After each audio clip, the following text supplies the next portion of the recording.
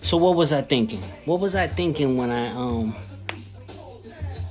I decided to be a creator, right? Well, first of all, I think I knew I was meant for more. I felt like I had a purpose, you know what I mean? And I studied like other people. Like I started questioning life, the deep questions and stuff like that. Like why am I here? What's the meaning? Stuff like that. And I realized, um, over time, how humans all contribute to life and what type of things we share that we can relate and basically understand because we can relate, you know. So I was always looking for something um, that could tie to the essence of the nitty gritty to get people to understand. Even simple like just what I just did right there, a little small gesture. I'm sure you have doctors and PhDs who'll tell you what does that mean, or if I go like this, you know what I mean. If I go like that, or if I go like that, you know what I mean. Start, just let's focus. So that was one thing. I knew I had a purpose. I knew I had a purpose, and as time went by, I started knowing more about my tech, the technology that I have, the light that I have within me. I started learning more about it. The more I knew about it, right, made me more into something, uh, just more.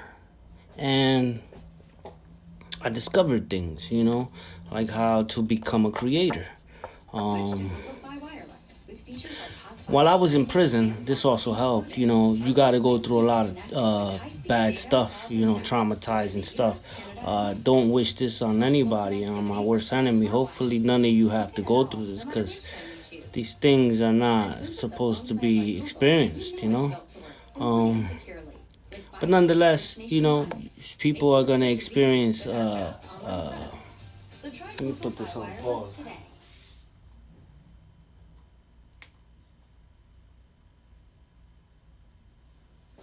People are going to feel. People are gonna feel some type of way. What you want to do, right? Getting back to the thing, while I was in prison, I learned that a criminal could get away with a crime, and it didn't matter if you were good and righteous.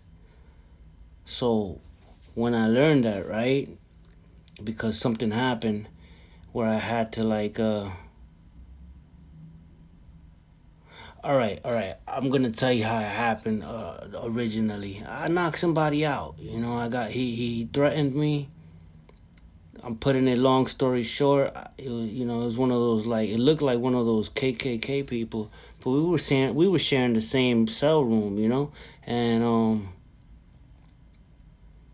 I was giving him the benefit of the doubt. He was like a lifer doing time, like 20 or something for murder or something. So I was like, all right, man, I'll take the top bunk type of shit, being nice and shit. But then he started getting over time. He started getting a little hostile. And long story short, like I said, I had to check his chin, and I got sent to the hole for that. But what I learned, right, the way the way I defended myself, the shit got acquitted.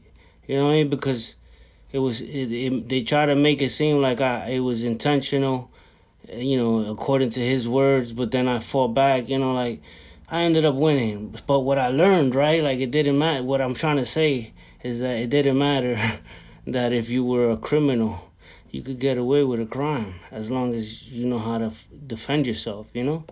So through a lot of reading and learning how to articulate my sentiment through writings, I was able to win, and it became a life transformative, life changing lesson because